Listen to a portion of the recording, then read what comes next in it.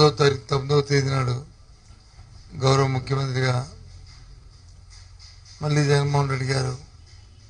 విశాఖపట్నంలో ప్రమాణ స్వీకారం చేస్తారు. సమయం తేదీని కూడా నిర్ణయించాం.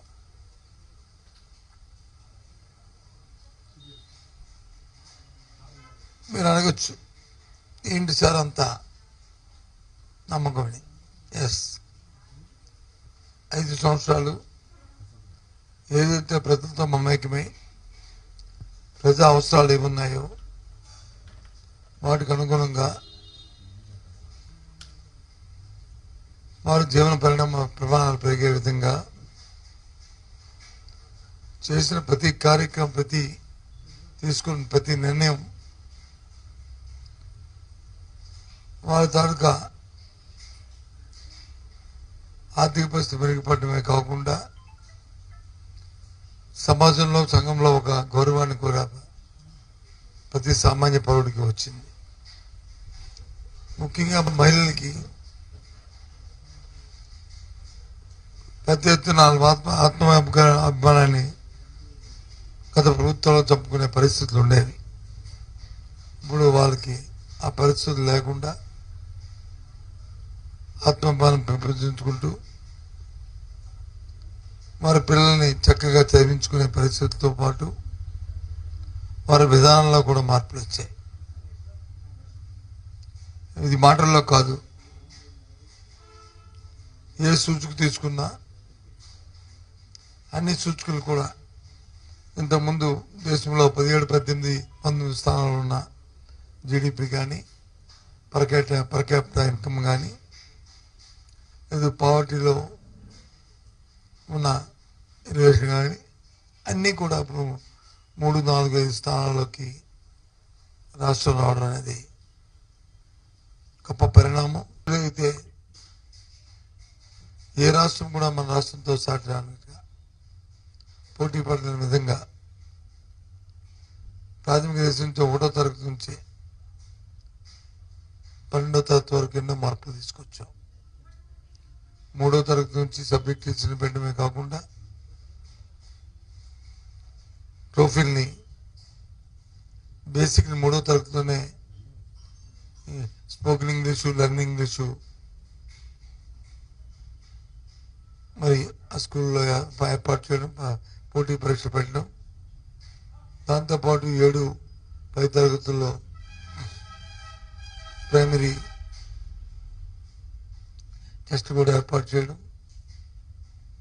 దాంతోపాటు విద్యాకానికి కానీ, విద్యా దీవెన కానీ, లేదు జగనన్న గోరుముద్ద కానీ, ఈ కార్యక్రమాలు సామాన్య ప్రధానికి అందించి చదువుకునే వెసులుబాటుని కల్పించడం, 1000 స్కూల్లో సిబిఎస్ సిలబస్ని ఒకేసారి రాష్ట్రంలో హై స్కూల్లో వాటితో అనుసంధానం చేసి మరి ఏర్పాటు చేయడం, దేశమంతా కూడా, ప్రపంచమంతా కూడా కంప్యూటరైజేషన్ విధంగా దూసుకుపోతున్న తరుణంలో ప్రతి క్లాస్ రూమ్లో కూడా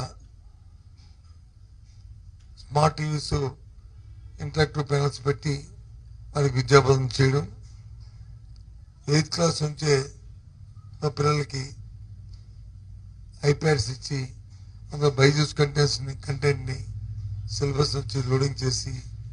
వాళ్ళు నేర్చుకుని ఏర్పాటు చేయడం, ఇవన్నీ ఇలాంటివి ఎన్నో కార్యక్రమాలు. హైయర్ ఎడ్యుకేషన్లో అయితే డిగ్రీలోనే ఫైనల్ ఇయర్ స్టూడెంట్ ఫైనల్ ఇయర్లో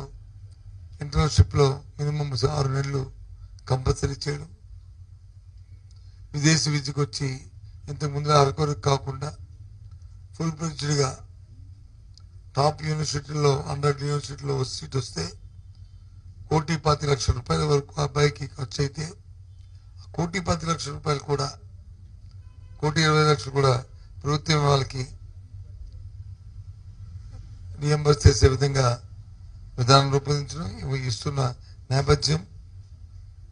అంతేకాకుండా ఎడెక్ సంస్థ ఒప్పందం చేసి ప్రపంచంలో ఉన్న టాప్ 100 యూనివర్సిటీస్లో ఎవరైనా ఆన్లైన్ ఎగ్జామ్ కానీ గ్రాడ్యుయేషన్ కానీ పూర్తి చేసిన అయిన తర్వాత ఆయా యూనివర్సిటీలో హార్వర్డ్ కానీ కేంబ్రిడ్జ్ కానీ లండన్ స్కూల్ ఆఫ్ ఎకనామిక్స్ కానీ ఇలాంటి పెద్ద యూనివర్సిటీలో ఎవరికైనా ఆన్లైన్ కోర్స్ చేస్తారంటే రిజిస్ట్రేషన్ చేసుకుంటే ప్రభుత్వం వాళ్ళ తరఫున ఫీజును కూడా కట్టి 1 పైసా ఖర్చు లేకుండా వాళ్ళకి కోర్స్ కంప్లీట్ చేసి